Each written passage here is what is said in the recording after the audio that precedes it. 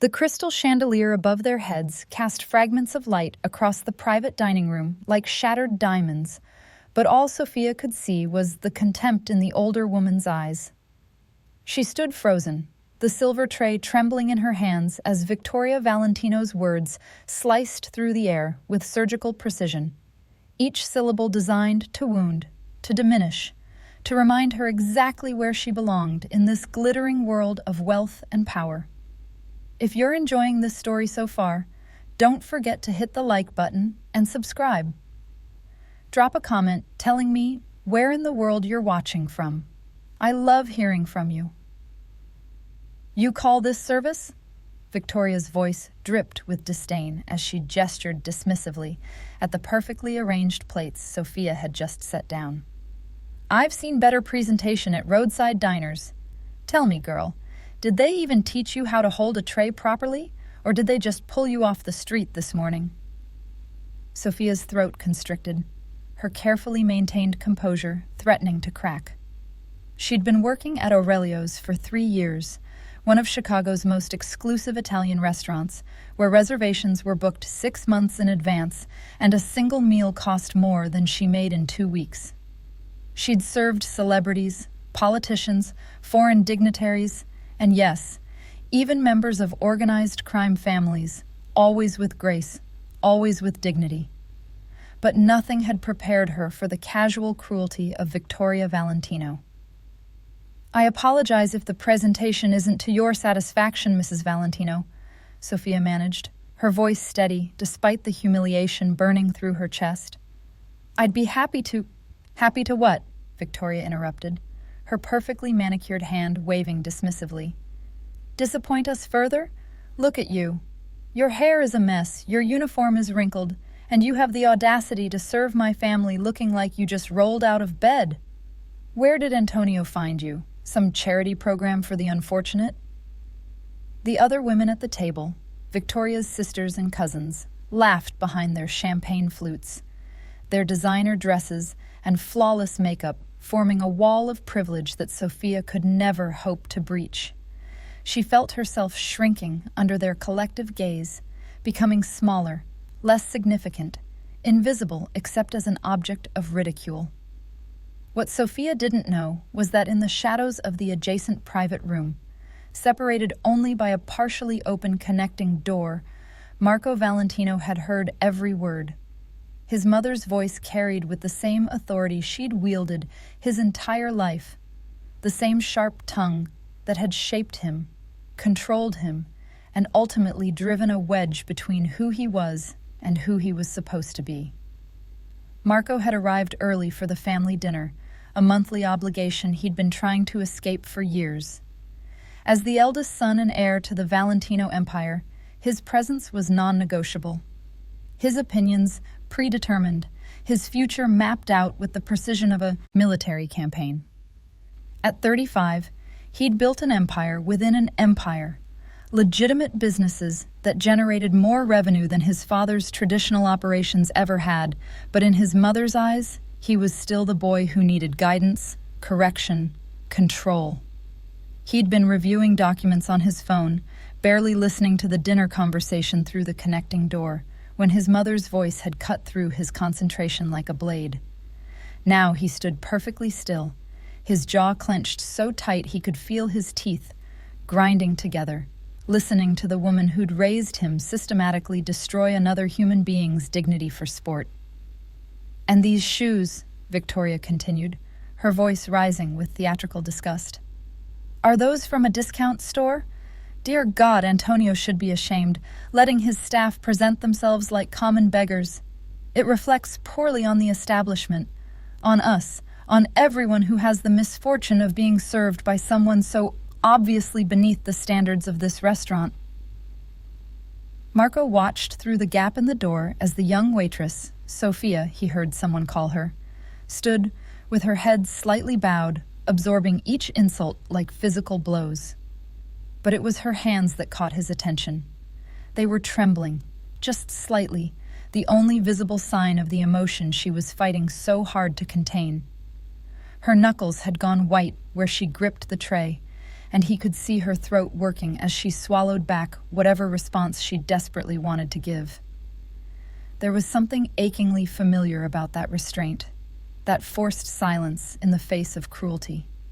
He'd seen it in mirrors for years, that same careful blankness he'd perfected whenever his mother decided someone needed to be reminded of their place in the world. "Mother," Marco's cousin Gabriella attempted weakly, "perhaps we should just—" "Perhaps nothing," Victoria snapped.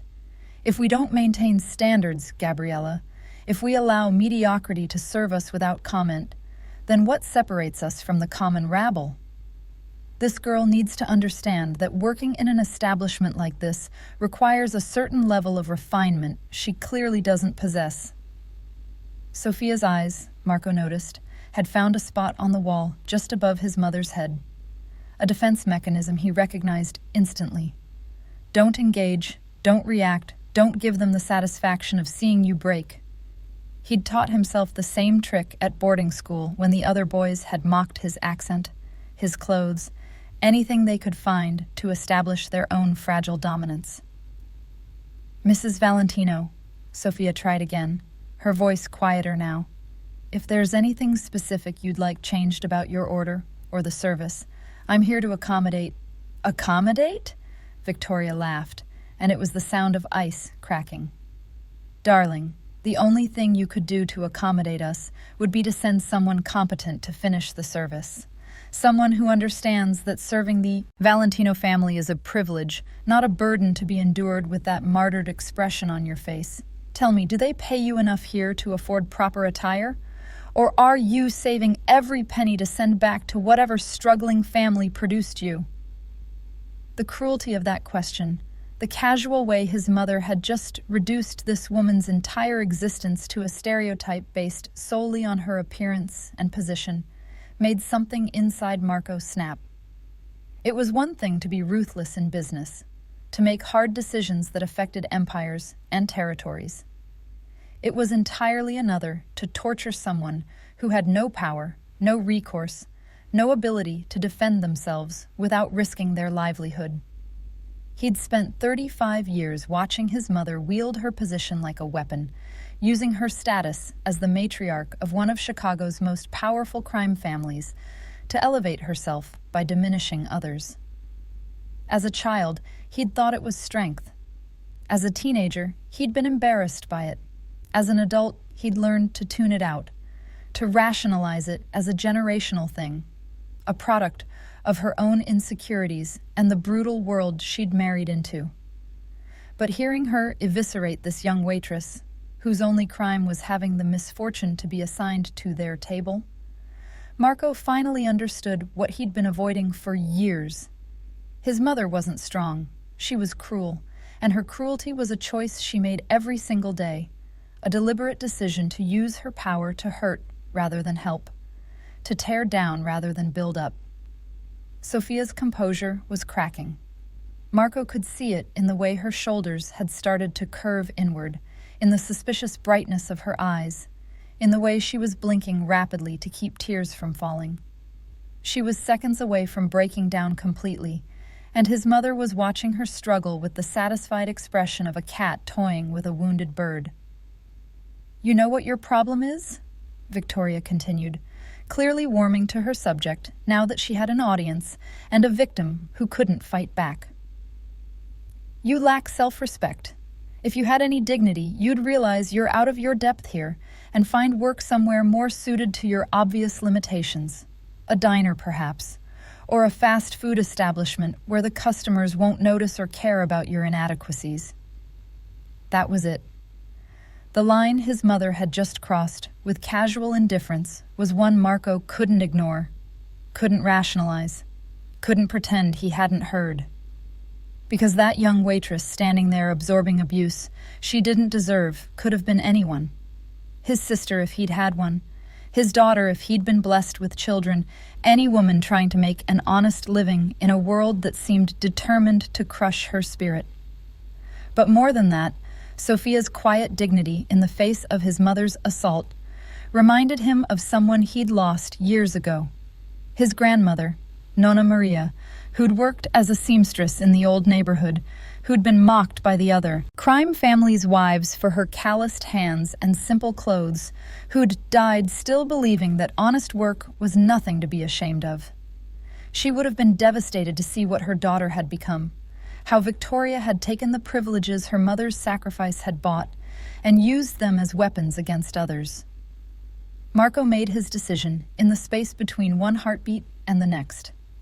He straightened his cuffs, smoothed down his tie, and walked through the connecting door with the kind of presence that made conversations stop and heads turn. The Valentino family dining room fell silent as he entered, his mother's latest barb dying on her lips as she registered his sudden appearance. "Marco!" Victoria's face transformed into a delighted smile, the cruelty vanishing behind a mask of maternal affection so quickly it was almost impressive. "Darling, you're early. We weren't expecting you for another 20 minutes. Come sit, we were just about to order."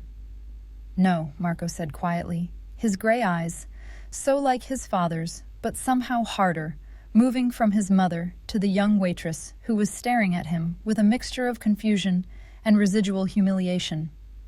"We won't be ordering anything. Dinner is canceled." The words fell into the room like stones into still water, creating ripples of shock that spread across every face at the table. His mother's smile froze, then slowly melted into bewilderment. "I'm sorry, what?" Victoria's laugh was forced, uncertain. "Marco, don't be ridiculous. We have reservations. Everyone is here. We can't just—" "I said dinner is canceled, Mother." Marco's voice remained level, almost gentle, but there was steel underneath that made even Victoria hesitate. "I've heard enough. More than enough, actually. I heard every word you said to this young woman, every calculated insult, every casual cruelty you delivered like you were doing her a favor by acknowledging her existence."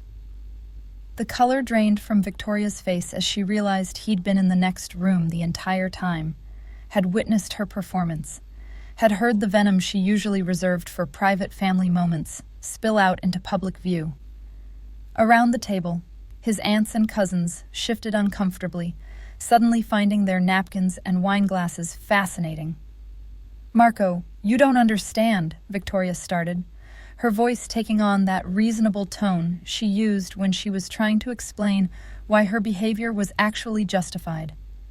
"That girl was completely incompetent, her presentation was substandard, and I was simply providing feedback that her manager should have—" "Stop," Marco interrupted, and something in his voice made his mother's mouth snap shut. He turned to Sofia, who was still standing there, looking like she wanted the floor to open up and swallow her whole. "Miss, I apologize. Not on behalf of my family, because that would suggest they share my perspective, but personally.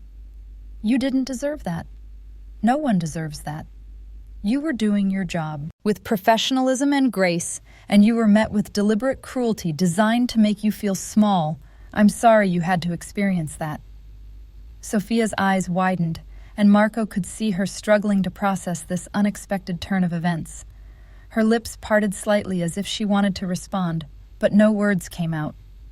She looked between him and his mother, trying to understand the dynamics at play, the power shifting in ways that clearly made no sense in the world she knew.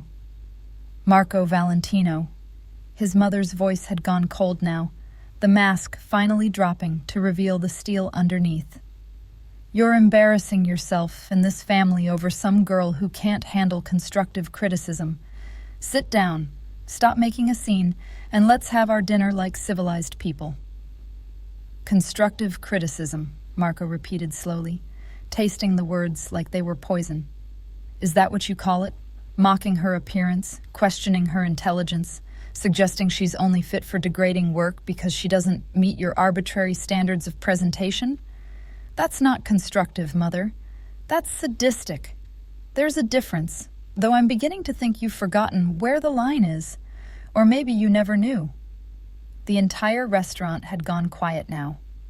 In the main dining room beyond their private space, conversations had stuttered to a halt as diners and staff alike tuned into the drama unfolding in the Valentino family's reserved section.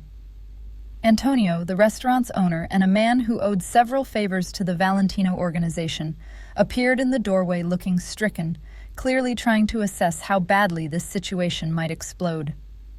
"Mr. Valentino," Antonio began nervously, wringing his hands, "if there's a problem with the service, I assure you—" "The service was perfect, Antonio," Marco said, without taking his eyes off his mother. "Sofia here did everything right.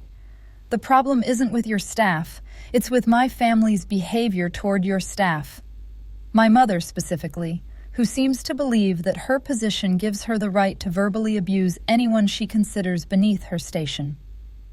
Victoria's face had gone from pale to flushed, her perfectly applied makeup unable to hide the rage building beneath her controlled exterior.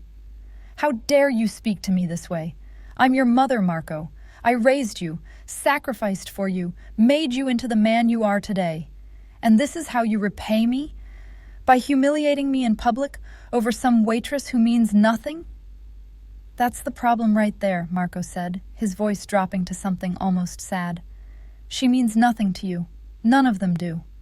Anyone who serves you, anyone who doesn't have the last name or the bank account or the connections, they're just props in your performance, extras in the story where you're always the star. When did you become this person, Mother? When did you forget that Nonna Maria was one of those people you so casually dismiss?" The mention of his grandmother hit Victoria like a physical blow, her face contorted with a complicated mix of emotions: grief, guilt, anger, and something that might have been shame if she'd allowed herself to feel it. "Don't you bring your grandmother into this," Victoria hissed. "She was different. She was family. She was a seamstress who the other family's wives mocked relentlessly," Marco countered. "I remember the stories, Mother. I remember you crying because they called her common, because they said she wasn't refined enough for their social circles. I remember you promising her you'd be different, that you'd never treat working people with the same contempt you experienced. What happened to that woman? Where did she go?" The silence that followed was suffocating. Sofia had tears streaming down her face now, though Marco couldn't tell if they were from relief or overwhelming emotion at having her humanity defended so fiercely. His cousins were staring at their plates, unable or unwilling to meet anyone's eyes. His aunts had stopped even pretending to eat, frozen in various states of shock at witnessing Marco, the golden boy, the perfect heir, publicly challenging the family matriarch. Victoria stood slowly, her chair scraping against the floor with a sound like nails on a chalkboard. When she spoke, her voice was ice, given form. "You've made your choice, Marco. Choose her, these people, over your own family, over me. Don't think I'll forget this. Don't think there won't be consequences." "I'm not choosing anyone over you, Mother," Marco said, his exhaustion suddenly evident in every line of his body. "I'm choosing basic human decency over cruelty. I'm choosing to be the kind of man Nonna Maria would have been proud of, instead of the kind of man who stands by silently while injustice happens right in front of him. If that disappoints you, if that embarrasses you, then I'll live with that disappointment. But I won't live with becoming someone who thinks it's acceptable to tear others down to feel powerful." Victoria gathered her purse, her movements sharp and angry. "Girls, we're leaving. Clearly, we're not welcome at our own family dinner." She paused at the door, looking back at her son with eyes that promised retribution. "This isn't over, Marco. Not by a long shot." As his mother swept out of the restaurant with her entourage trailing behind her, like confused ducklings, Marco felt the weight of what he'd just done settle over him like a physical thing. He'd publicly defied the most powerful woman in his family, potentially triggered a cascade of consequences he couldn't fully predict, and all for a waitress whose name he barely knew. But when he looked at Sofia, still standing there with tears on her cheeks and something that looked like hope dawning in her eyes, he realized he'd do it again. He'd do it 1,000 times if it meant standing up for what was right instead of what was convenient. "Are you okay?" he asked her quietly, aware that every eye in the restaurant was still fixed on them. Sofia nodded, then shook her head, then laughed a little hysterically. I don't know. I think I just watched you burn your entire world down for a stranger. Why would you do that? Marco considered the question, really considered it, searching for an answer that made sense even to himself. Because someone has to, he said finally. And because you're not a stranger. You're a person who deserves respect, and my mother forgot that. Someone needed to remind her. Someone needed to draw a line. Antonio approached cautiously, clearly torn between gratitude for Marco's defense of his employee and terror at having lost the Valentino family's business. Mr. Valentino, I don't know what to say. Thank you for defending Sofia, but your family will find somewhere else to humiliate service workers, Marco finished. You're better off without their patronage, Antonio. Trust me.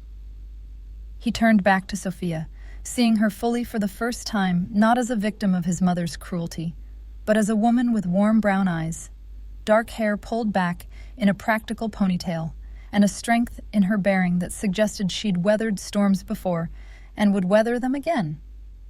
Would you take a break? Sit with me for a moment? I'd like to properly apologize for what you went through. Sofia glanced at Antonio, who nodded quickly, clearly recognizing that refusing Marco Valentino anything right now would be unwise.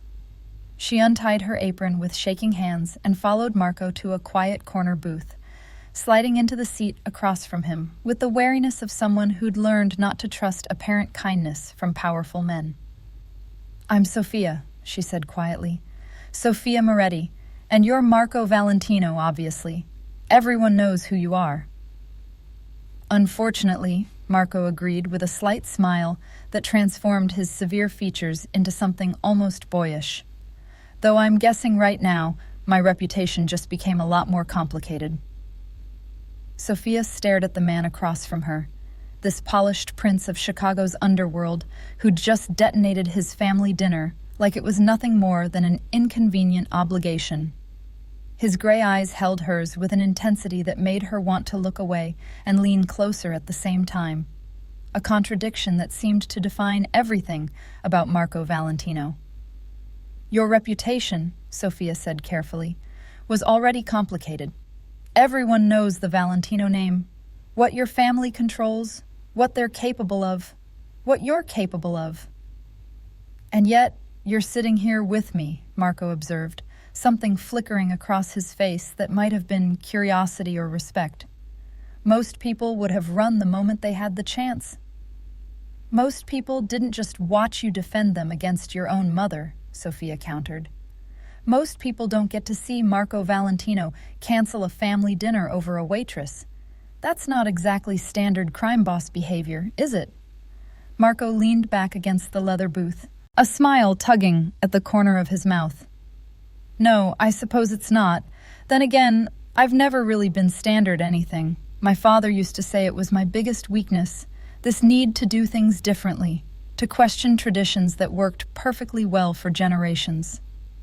His expression darkened slightly.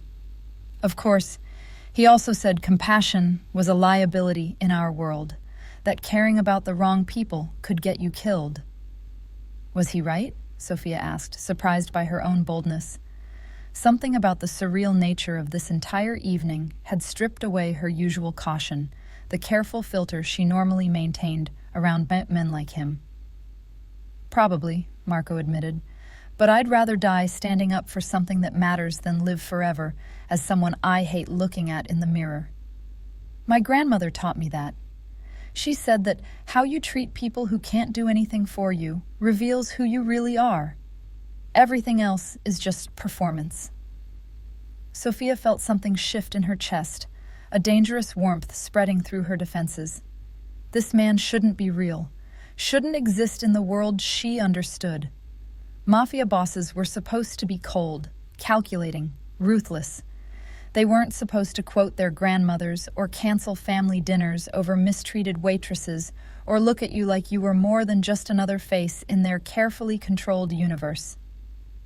Why are you really here, Mr. Valentino? Sofia asked, needing to understand his motives. to find the angle she knew had to exist. Men like you don't usually concern themselves with women like me, unless there's something in it for them.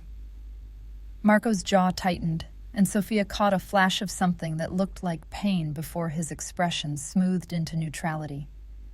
Is that what you think? That this is some kind of game? Some manipulation? Isn't it always? Sofia's voice carried the weight of experience, of lessons learned the hard way. I've worked in restaurants like this for years, Mr. Valentino. I've seen powerful men play hero for women they find interesting, seen them make grand gestures, right up until the novelty wears off. Then we're back to being invisible, except now we're expected to be grateful for the temporary attention. I'm not playing hero, Marco said quietly. And you were never invisible, Sofia. Not to me. The way he said her name, like it was something precious rather than just a label, made Sofia's breath catch. She forced herself to maintain eye contact, to not reveal how deeply his words had struck her. You don't even know me. I know you stood there and took every insult my mother threw at you without breaking down, without fighting back, because you couldn't afford to lose this job, Marco said, his gaze never wavering. I know you have the kind of strength that doesn't need to announce itself. I know that when my mother mocked your clothes, your appearance, your entire existence, you didn't crumble. You survived. And I know that takes more courage than anything I've ever done in my entire privileged life. Sofia felt tears threatening again, but this time they weren't from humiliation. They were from the shocking recognition of being truly seen by someone who had no obligation to see her at all. Your mother is going to make your life hell for this, Sofia said, changing the subject before she could do something stupid like believe he was genuine. You realize that, right? Women like Victoria Valentino don't forget public humiliation. She'll find ways to punish you for choosing my dignity over her pride. Let her try, Marco said with a shrug that suggested he'd already calculated every possible consequence and accepted them all. I stopped letting my mother dictate my choices years ago. Tonight was just the first time I made that independence public. He paused, studying her face with that unsettling intensity. Besides, something tells me you were worth it. Before Sofia could respond to that loaded statement, Antonio appeared at their table looking simultaneously relieved and terrified. Mr. Valentino, forgive the interruption, but there are some gentlemen outside asking to speak with you. They say it's urgent, family business. Marco's entire demeanor shifted in an instant. The vulnerable man who'd been sharing his grandmother's wisdom disappeared, replaced by someone harder, more dangerous. How many? 4, sir. They're armed, but being discreet about it. My father's men or my uncle's? Marco's voice had gone flat, emotionless, and Sofia felt a chill run down her spine at the transformation. Your father's, I believe. Santino is with them. Marco cursed softly in Italian, then looked at Sofia with something that might have been regret. I need to handle this, but Sofia, I meant what I said. Every word, this isn't over. He stood, adjusting his suit jacket with practiced ease, and Sofia caught a glimpse of a shoulder holster beneath the expensive fabric. The reminder of who and what he really was hit her like cold water. Mr. Valentino, she said as he started to leave, some reckless impulse making her speak. Be careful. Your family, they're not going to appreciate what you did tonight. Marco's smile was sharp as broken glass. I know. That's what makes it worth doing. Sofia watched him walk toward the restaurant's entrance, his bearing commanding respect from everyone he passed. She should have felt relief at his departure, at the return to her normal life where she was just a waitress serving rich people who barely noticed her existence. Instead, she felt a strange sense of loss, as if something significant had just walked out of her life before she'd had the chance to understand what it meant. Through the window, she could see Marco meeting with 4 large men in dark suits, their conversation clearly heated. Marco's gestures were sharp, aggressive, while the other men seemed to be arguing with him, their faces twisted with frustration. This was his world, she reminded herself. Violence and power and family politics that could get you killed for making the wrong choice, saying the wrong thing, defending the wrong person. She should forget him, forget this entire surreal evening, go back to her apartment and her normal life, where the biggest drama was whether her ancient refrigerator would survive another month. She should absolutely not be sitting here watching him through the window, trying to read the tension in his shoulders, worrying about whether those men represented a threat to his safety. But she was. God help her, she was. The confrontation outside ended abruptly when one of the men, the one Antonio had identified as Santino, grabbed Marco's arm. Marco yanked free with enough force to make the other man stumble backward, said something that made all four men go still, then turned and walked back into the restaurant. His face was stormy, dangerous, nothing like the gentle man who'd apologized for his mother's cruelty. "We need to go," Marco said, without preamble, when he reached Sofia's table. "Now." "What? Why?" Sofia's heart began hammering against her ribs. "Because my father just found out what happened tonight, and he's sending people to have a conversation with you about how you turned his son against his family." Marco's jaw was clenched so tight Sofia could see a muscle jumping in his cheek. "And by conversation, I mean the kind that involves making sure you understand the consequences of getting involved with Valentino business." Sofia felt the blood drain from her face. "I didn't do anything. I was just working. Your mother was the one who—" "I know that. You know that. But my father doesn't care about facts. He cares about appearances, about maintaining control, about making sure everyone understands that defying the family has consequences." Marco's gray eyes were fierce, protective. "So we're leaving, right now." "We?" Sofia stood up on shaky legs. "Mr. Valentino, I appreciate the warning, but you can't just—" "It's Marco," he interrupted. "And yes, I can. I just declared war on my own family over you, Sofia. I'm not about to let them hurt you because I wasn't fast enough or smart enough to get you somewhere safe." He held out his hand, and Sofia stared at it like it was a snake. "Please, trust me. Just for tonight, just long enough to figure out how to fix this situation I put you in." "You mean the situation where you defended me?" Sofia's voice cracked slightly. "Where you stood up for me when no one else ever has?" "The situation where I painted a target on your back by making you matter to me in public," Marco corrected grimly. "In my world, that's the same as signing your death warrant. So please, Sofia, let me get you somewhere safe before my family decides to send a stronger message." Sofia looked at his outstretched hand, at the man behind it who'd destroyed his family dinner to defend a stranger, who'd just threatened his own father's men to protect her, who was asking her to trust him with her life. Every rational instinct screamed at her to refuse, to call the police, to run as far and fast as possible from Marco Valentino and the deadly world he represented. Instead, she took his hand. The drive to wherever Marco was taking her passed in tense silence, broken only by his occasional phone calls conducted in rapid Italian that Sofia couldn't fully follow. They'd left through the restaurant's back entrance, Marco's hand firmly holding hers as he guided her past shocked kitchen staff and into a sleek black car that had been waiting in the alley. The driver hadn't asked questions, just nodded at Marco's clipped instructions and pulled out into Chicago's nighttime traffic. Sofia watched the city lights blur past her window, trying to process how her normal Tuesday night shift had transformed into fleeing from a crime family with their heir. Nothing about this made sense. 24 hours ago, her biggest concern had been making rent on time. Now, she was apparently important enough to warrant protection from Marco Valentino himself. "Where are we going?" she finally asked as they turned onto Lakeshore Drive, heading north away from the city center.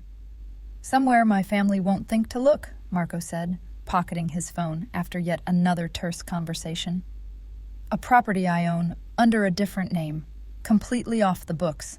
My father doesn't know about it because I bought it specifically to have a place that was mine, not the family's. Somewhere clean. Clean, Sofia repeated. That's an interesting word choice for a man in your profession. Marco's laugh was humorless. You'd be surprised how much of my life is about trying to find clean spaces in a very dirty world. He turned to look at her, really look at her, and Sofia felt pinned by the intensity of his gaze. I know you're scared. I know this is insane. I know you have absolutely no reason to trust me. But I need you to understand something, Sofia. What happened tonight, what I did, wasn't about you specifically. Wow, that's reassuring, Sofia muttered, but Marco continued as if she hadn't spoken. It was about refusing to become my mother, refusing to let one more person get crushed under our family's wheels without someone standing up and saying it's wrong. His hands clenched into fists on his thighs. I've watched my family destroy lives for 3 decades. I've participated in it, benefited from it, rationalized it as necessary for survival in our world. But tonight, watching my mother tear you apart for sport, I finally understood what my grandmother tried to teach me before she died. That there's no amount of power or money worth becoming someone who finds joy in another person's pain. Sofia didn't know what to say to that, to the raw honesty in his voice that suggested he was confessing more to himself than to her. They rode in silence for another 20 minutes before the car turned off the main road and headed toward a high-rise building overlooking the lake. The neighborhood was upscale but not ostentatious, the kind of place where wealthy people lived who didn't need to advertise their wealth. Marco's penthouse was everything Sofia expected, and nothing she'd prepared herself for. The space was modern, minimalist, decorated in shades of gray and white, with floor-to-ceiling windows that offered a breathtaking view of Lake Michigan. But it was the details that caught her attention. Books everywhere, real books with worn spines that suggested they'd been read multiple times. Photographs of places rather than people, suggesting a man who traveled but didn't have many relationships worth memorializing. A guitar sitting in the corner, its presence incongruous with everything she thought she knew about Marco Valentino. Make yourself comfortable, Marco said, shrugging out of his suit jacket and draping it over a chair. Without the armor of his expensive clothes, he looked younger, more human. There's a guest room down the hall if you want to rest. I need to make some calls, try to contain this situation before it gets worse. Worse than fleeing from your family in the middle of the night? Sofia asked, aiming for lightness, but landing somewhere closer to hysteria. Much worse, Marco said seriously. My father doesn't make empty threats, Sofia. If he says he's sending people to talk to you, he means people who specialize in making problems disappear. I need to convince him that you're not a problem, that tonight was about me, not about you turning me against my family. And how exactly do you plan to convince him of that? Sofia sank onto the leather couch, suddenly exhausted. By making it clear that if anyone touches you, they answer to me personally. Marco's voice had gone cold again, dangerous. By reminding my father that I control 40% of the family's legitimate businesses, that I have relationships with people he needs, that I'm not the obedient son he can simply order around anymore. You'd go to war with your own father over me? Sofia couldn't keep the disbelief out of her voice. We just met. You don't even know me. Marco crossed the room and knelt in front of her, bringing himself to eye level in a gesture that felt almost supplicant. I'm not going to war over you specifically, Sofia. I'm going to war over the principle that no one in my family has the right to hurt innocent people just to maintain their grip on power. You just happen to be the line I finally decided I couldn't cross. The person who made me realize that if I keep compromising, keep rationalizing, keep telling myself that tomorrow I'll be better, I'll wake up one day and be exactly like them. His gray eyes were fierce, desperate, asking her to understand something he wasn't quite articulating. Sofia reached out without thinking and touched his face, feeling the tension in his jaw, the barely controlled emotion that was threatening to break through his carefully maintained control. "You're going to lose everything," she whispered. "Your family, your position, everything you've built, all because you couldn't let your mother insult a waitress." "Good," Marco said simply. "Maybe I needed to lose it. Maybe we all need to lose the things that are slowly poisoning us, even if they're comfortable, even if they're all we know." He caught her hand, pressing it against his face like it was an anchor. "Stay with me tonight. Let me figure out how to keep you safe.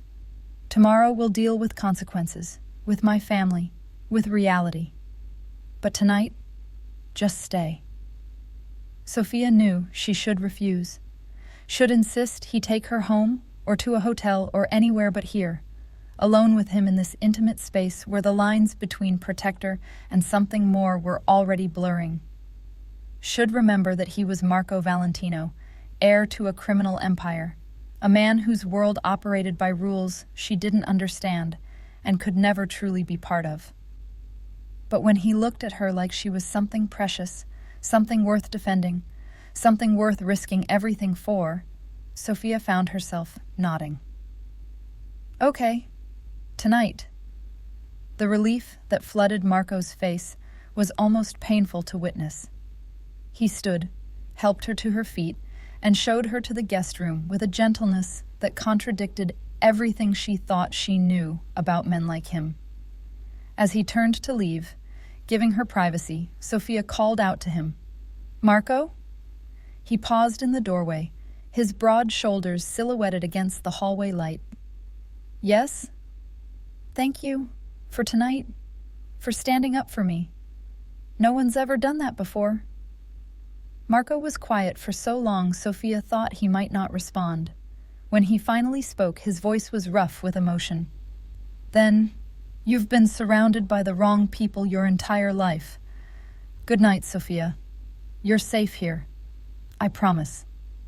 After he left, Sofia sat on the edge of the unfamiliar bed and tried to make sense of the chaos her life had become in the span of a few hours. She should be terrified, should be planning her escape, calling the police, doing something rational to protect herself from the dangerous situation she'd stumbled into.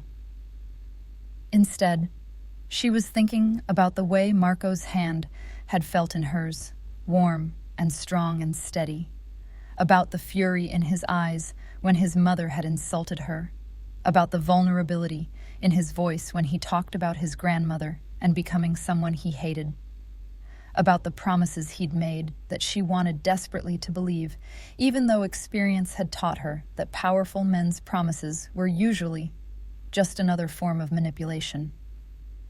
In the living room, Marco stood at the windows overlooking the lake, his phone pressed to his ear as he listened to his father's rage pour through the speaker.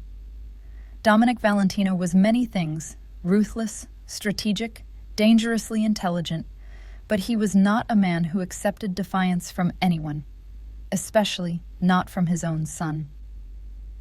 "You embarrassed your mother," Dominic said, his voice deceptively calm in the way that meant violence was coming. "You canceled a family dinner over some nobody. You threatened my men when they tried to clean up your mess. Explain to me, Marco, why I shouldn't interpret this as a direct challenge to my authority." "Because it's not about your authority, Father," Marco said tiredly. "It's about basic human decency, something our family seems to have forgotten in our pursuit of power and respect."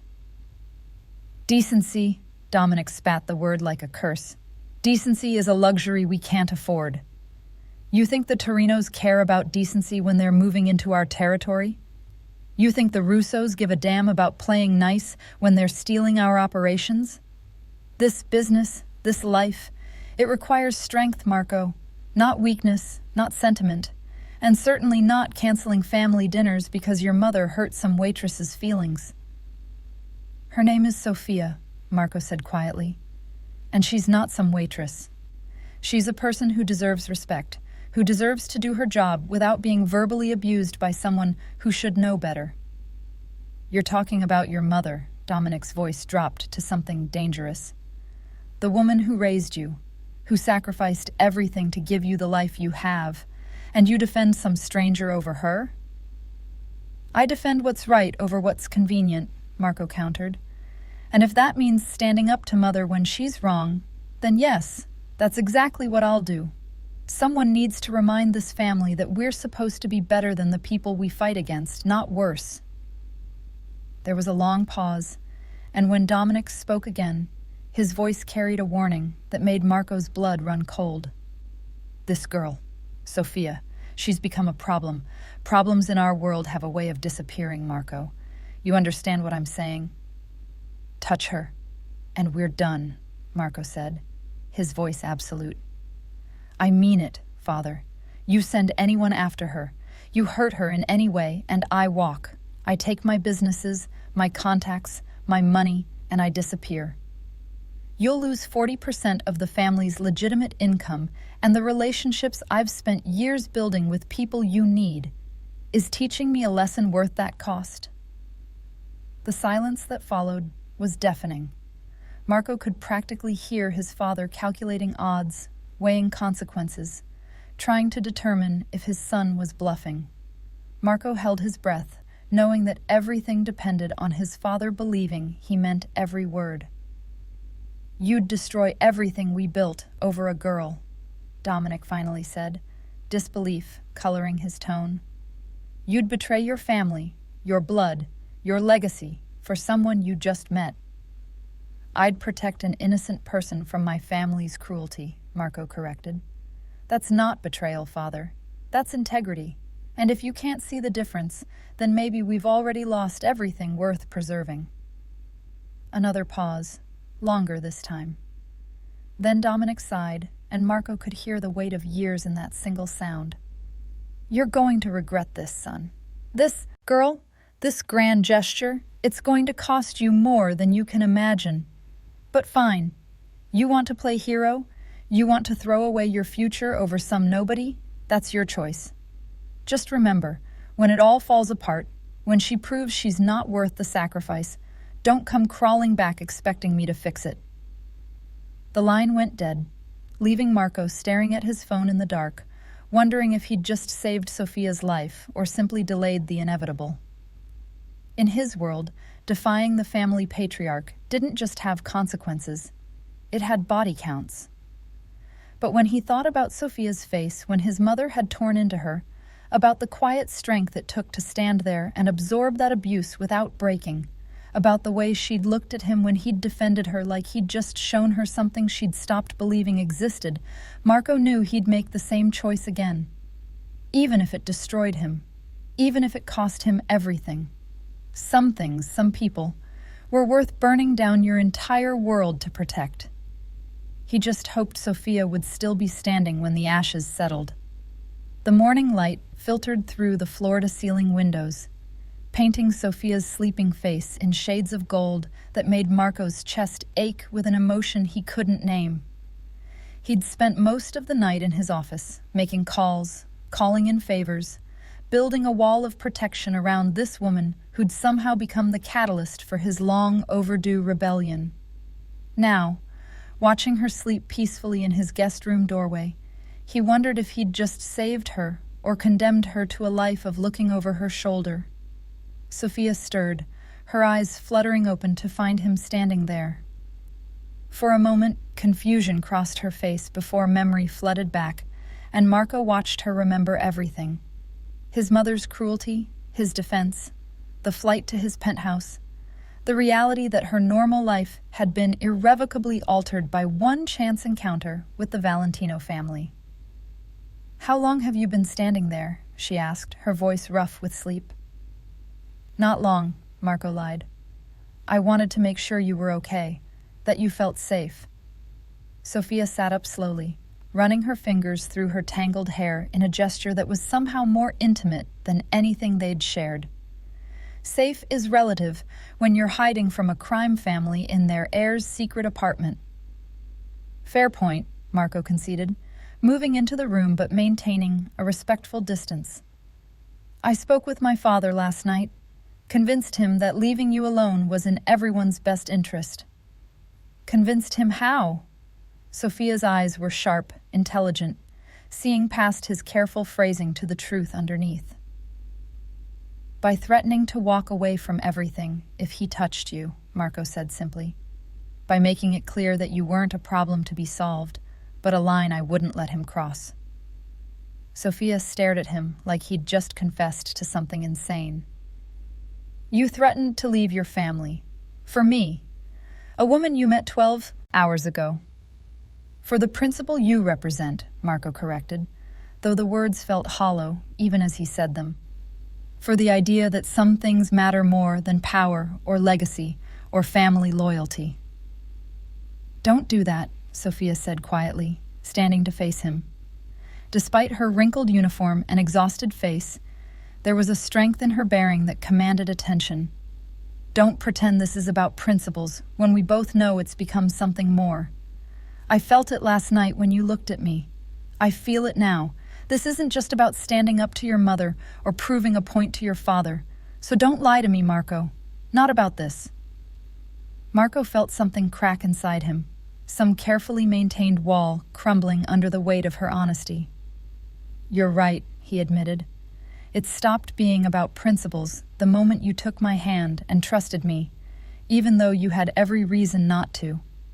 It became personal when I realized that protecting you mattered more to me than protecting everything I've spent my life building. And that terrifies me, Sofia, because in my world, caring about someone is the fastest way to get them killed. Then why risk it?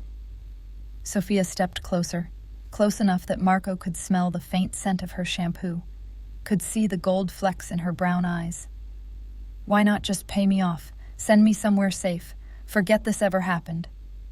Because I've spent 35 years forgetting, compromising, telling myself that tomorrow I'd be better, stronger, more like the man I wanted to be.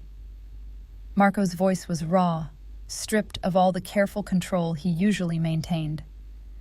And then you happened, this fierce, dignified woman who stood there and took everything my mother threw at her without breaking, who looked at me like I might be something more than just another violent man in an expensive suit. I couldn't walk away from that, from you, even knowing that keeping you in my life might destroy us both. Sofia reached up and touched his face, her fingers tracing the sharp line of his jaw with a tenderness that made Marco want to pull her close and push her away simultaneously. Your world scares me, she whispered. Everything about it terrifies me. The violence, the power games, the casual way people talk about making problems disappear. I should run, should get as far from you as possible before I become one of those problems your family solves. You should, Marco agreed, even as he leaned into her touch like a man starving for human connection. You should run and never look back. But I'm not going to, Sofia continued, her voice steady, despite the fear Marco could see in her eyes. Because I've spent my entire life playing it safe, accepting less than I deserved, letting people like your mother define my worth. And then you walked through that door and defended me like I mattered, like my dignity was worth more than your family's comfort. No one's ever done that for me, Marco. No one's ever chosen me over everything else. Sofia, Marco breathed her name like a prayer, his control finally shattering completely. If you stay, if we do this, there's no guarantee I can keep you safe. My family, my enemies, everyone in this world will see you as leverage, as a weakness they can exploit. Your life will never be simple again. Maybe I'm tired of simple, Sofia said, rising on her toes to press her forehead against his. Maybe I'd rather have complicated and real than safe and empty. Marco kissed her then, unable to resist the pull any longer, unable to maintain the distance he knew he should keep for her own protection. The kiss was gentle at first, tentative, as if they were both afraid of the fire they were playing with. But then Sofia's hands fisted in his shirt, pulling him closer, and Marco felt years of careful control burn away in the heat of wanting someone he had no right to want. When they finally broke apart, both breathing hard, Marco rested his forehead against Sofia's and tried to remember all the reasons this was a terrible idea. But with her in his arms, with her heart beating against his chest, all those reasons felt distant and irrelevant compared to the overwhelming rightness of holding her. "We should talk about logistics," Marco said, eventually, forcing himself to think practically, "about how to keep you safe while we figure out what this is between us." "Romantic," Sofia teased, but there was understanding in her eyes. She knew his world demanded practical considerations before emotional ones. Over breakfast that Marco insisted on cooking himself, an unexpectedly domestic gesture that made Sofia's heart do complicated things, they discussed the reality of what came next. Marco had already arranged for her apartment to be secured, for protection to be assigned discreetly, for her job at Aurelio's to be waiting if she wanted it, or other opportunities if she didn't. "You can't just reorganize my entire life," Sofia protested weakly, though part of her was grateful for his thoroughness. "I can and I did," Marco said unapologetically. "You became a target the moment I defended you. That's my fault, my responsibility. Let me at least try to minimize the damage." "And what about you?" Sofia asked. "What happens to Marco Valentino now that he's publicly defied his family?" Marco's expression darkened. "That remains to be seen. My father agreed to leave you alone, but he didn't agree to forgive me. I'll have to rebuild relationships, prove my loyalty in other ways, walk a very careful line between maintaining my position and maintaining my principles." "Sounds exhausting," Sofia observed. "It is," Marco agreed, "but worth it. You're worth it." The days that followed were a strange blend of normalcy and surreal danger. Sofia returned to work at Aurelio's, where she was treated like something between a celebrity and a ghost by her coworkers who'd witnessed the Valentino family drama. Antonio had increased her pay substantially without being asked, clearly terrified of offending Marco, and other staff members either avoided her entirely or peppered her with questions she couldn't answer. Marco visited the restaurant every few days, always sitting in her section, always leaving generous tips that made Sofia simultaneously grateful and uncomfortable. They talked during her breaks, long conversations that ranged from his childhood to her dreams, from the books he loved to the places she wanted to see. Slowly, carefully, they built something that looked almost like a normal relationship, if you ignored the armed bodyguards who followed Sofia everywhere and the dangerous undercurrents that ran through every aspect of Marco's life. 3 weeks after the dinner that changed everything, Victoria Valentino made her move. Sofia was closing her apartment windows before bed when she noticed the elegant black car idling across the street. Her first instinct was to call Marco, but something made her hesitate. The driver's side door opened, and Victoria herself stepped out, dressed impeccably as always, her posture radiating the same aristocratic disdain Sofia remembered from their first encounter. Against every instinct of self-preservation, Sofia buzzed Victoria up. "Bold of you to come here alone," Sofia said, when she opened the door to find Marco's mother standing in her shabby hallway, looking like a diamond in a coal mine. "Bold of you to let me in," Victoria countered. "Most people wouldn't be so trusting." "I'm not trusting," Sofia said. "I'm curious. What does the matriarch of the Valentino family want with a lowly waitress?" Victoria's lips thinned at the mockery in Sofia's tone. "May I come in? This conversation would be better conducted in private." Sofia considered refusing, then stepped aside to let Victoria enter her small apartment. She watched the older woman take in the modest furnishings, the threadbare couch, the second-hand everything, and waited for the judgment she knew was coming. But Victoria surprised her. "I owe you an apology," she said, the words clearly costing her significant effort. "What I said to you that night at Aurelio's was cruel and undeserved. You were doing your job, and I treated you abominably because I could, because tearing others down has become such a habit that I didn't even recognize it as wrong anymore." Sofia blinked, momentarily speechless. This was not what she'd expected. "Did Marco send you here?" "God, no," Victoria laughed bitterly. "My son would be horrified to know I came. He's barely spoken to me since that night, and when he does, there's this disappointment in his eyes that's worse than anger could ever be."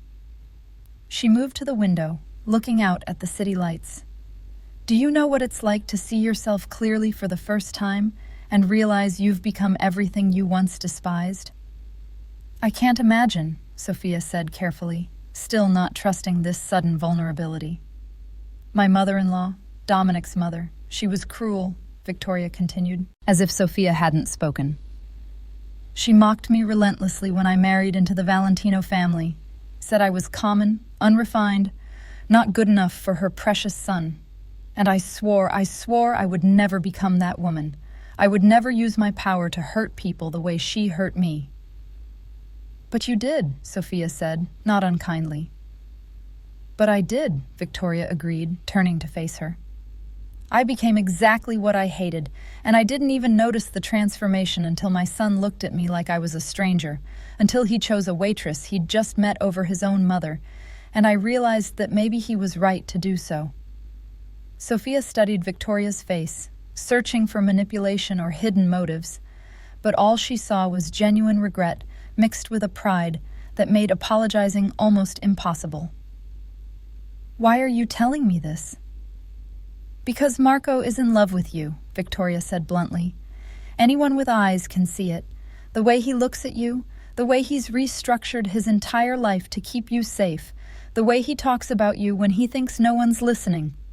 My son, who's never let anyone matter enough to risk his position, is willing to destroy everything for you." "I never asked him to." "I know," Victoria interrupted. "That's what makes it real. You didn't manipulate him or scheme your way into his life.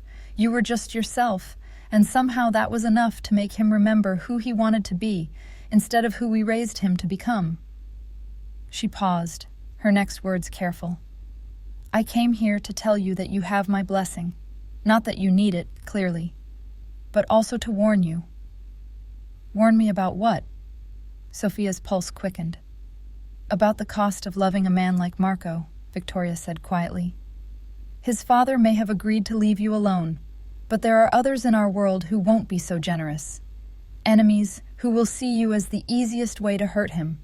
Allies who will resent your influence over the heir to our empire. You'll spend the rest of your life looking over your shoulder, wondering if today is the day someone decides you're more valuable as leverage than as Marco's girlfriend." "You're trying to scare me away," Sofia realized.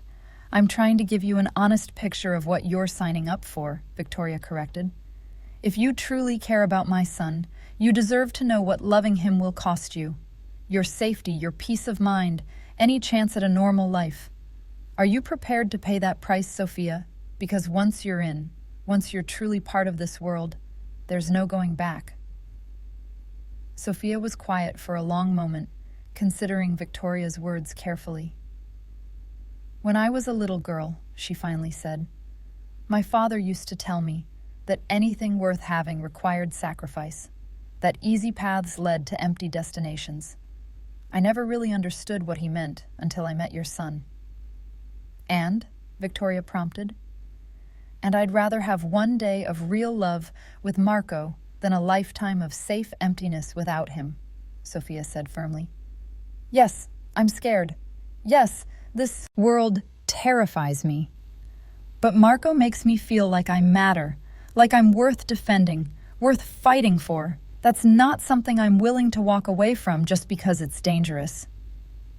Something that might have been respect flickered across Victoria's face. "Then you're braver than I ever was. Or more foolish. Time will tell which." She moved toward the door, then paused. "For what it's worth, I hope you survive this, Sofia. I hope you and Marco find a way to build something real in our world of lies and violence. And I hope someday my son can forgive me for almost destroying his chance at happiness." After Victoria left, Sofia stood in her quiet apartment and tried to process the conversation. She should call Marco, tell him about his mother's visit, but something made her keep it to herself. This felt like a moment that belonged to her alone, a decision she needed to make without his influence in her protection. She thought about Victoria's warning, about the very real dangers of loving Marco Valentino. Thought about the armed men who now shadowed her movements, the way former co-workers avoided her, the knowledge that she'd become a chess piece in games she barely understood. Thought about all the logical, sensible reasons she should walk away before she was in too deep. Then she thought about Marco's smile when she teased him, about the vulnerability in his voice when he talked about his grandmother, about the way he'd defended her, like she was worth burning down his entire world to protect. Thought about how he looked at her like she was something precious, something worth preserving, something that mattered in a way that transcended logic or safety or good sense. The choice, Sofia realized, had already been made. Had probably been made the moment she took his hand in Aurelio's and trusted him to lead her into the unknown. When Marco arrived at her apartment an hour later, led in by the security he'd assigned to her building, he found Sofia waiting with a determination that made his heart skip. "We need to talk," she said, pulling him inside. Marco's face went carefully blank, the expression of a man preparing for bad news. That's never a good way to start a conversation. "Your mother came to see me," Sofia said without preamble. "Told me about the cost of loving you, about the dangers, about how my life would never be normal again if I stayed." Marco went very still. "What did you tell her?" "I told her that I'd rather have real love and danger than safe emptiness," Sofia said, moving closer until she could see the silver flecks in his gray eyes. "I told her that you make me feel like I matter, like I'm worth fighting for, and I told her that I'm not going anywhere, Marco Valentino, not because you've made it safe, not because I'm not scared, but because what we have is worth more than safety ever could be." Marco's control finally shattered. He pulled her into his arms, holding her so tightly Sofia could barely breathe, and she felt him, shaking with emotions he'd probably never let himself fully feel before. "I don't deserve you," he whispered into her hair. "I don't deserve your trust or your faith, or your willingness to risk everything for this thing between us." "Maybe not," Sofia agreed, pulling back to cup his face in her hands. "But you're getting all of it anyway. Because I choose you, Marco. I choose this complicated, dangerous, beautiful thing we're building together. I choose us." The kiss that followed was different from their first. Not tentative or questioning, but certain, solid, a promise made and accepted. When they finally broke apart, Marco rested his forehead against Sofia's and tried to find words for the overwhelming gratitude filling his chest. "I'm going to spend the rest of my life trying to be worthy of that choice," he said finally. "Trying to build a world where you're safe, where we can have something real, where love doesn't have to be a liability." "Then we'll build it together," Sofia said simply. "Because that's what love is, Marco. Not one person protecting the other, but two people choosing each other every single day, despite all the reasons they shouldn't." In the months that followed, Marco systematically restructured his life and his business empire. He doubled down on legitimate operations, distanced himself from the more violent aspects of the Valentino family business, and built alliances with people who valued integrity over intimidation.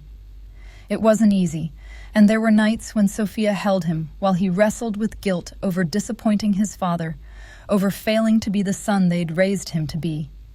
But slowly, carefully, they built something that looked like happiness. Sofia eventually left Aurelio's to work with Marco's charitable foundation, channeling family resources toward community programs and educational initiatives that gave opportunities to people like her, people who'd been told they didn't matter, that their dreams were too big for their circumstances. Marco watched her flourish in this new role, watched her turn his money into hope for hundreds of families, and fell more in love with her every single day. Victoria never fully reconciled with her son, but she stopped openly opposing his relationship with Sofia. At family gatherings, which Marco now attended only selectively, Victoria treated Sofia with cool politeness that bordered on respect. It wasn't warmth, but it was acceptance, and both Sofia and Marco recognized it as the closest thing to approval Victoria was capable of giving. 2 years after that fateful dinner at Aurelio's, Marco took Sofia back to the restaurant where everything had begun. Antonio had reserved the same private dining room, though this time the atmosphere was celebratory rather than tense. Marco's younger cousins were there, the ones who'd witnessed his defiance and been inspired to question their own roles in the family business. Gabriella had become Sofia's unexpected friend, bonding over their shared experience of loving Valentino men while maintaining their own identities. As Sofia looked around the room at these people who'd become her chosen family, at Marco's hand holding hers under the table, at the future they were building one brave choice at a time, she understood something fundamental about love in a world built on power and violence. Real love wasn't about safety or certainty. It was about choosing each other despite danger, despite doubt, despite every logical reason to walk away. It was about one person defending another's dignity when no one else cared. It was about building something beautiful in the cracks between violence and redemption.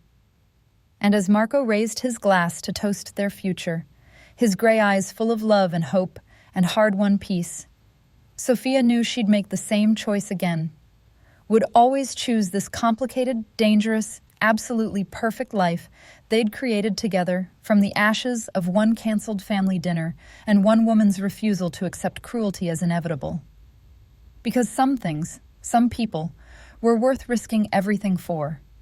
And Sofia had found hers in the last place she'd ever expected to look, in the fierce protection of a Mafia heir who'd finally learned that real strength came from defending the vulnerable, not from exploiting them. Thank you so much for watching until the end. If you loved this story, check out the other videos on your screen now. I think you'll really enjoy them. And don't forget to subscribe if you haven't already. See you in the next story.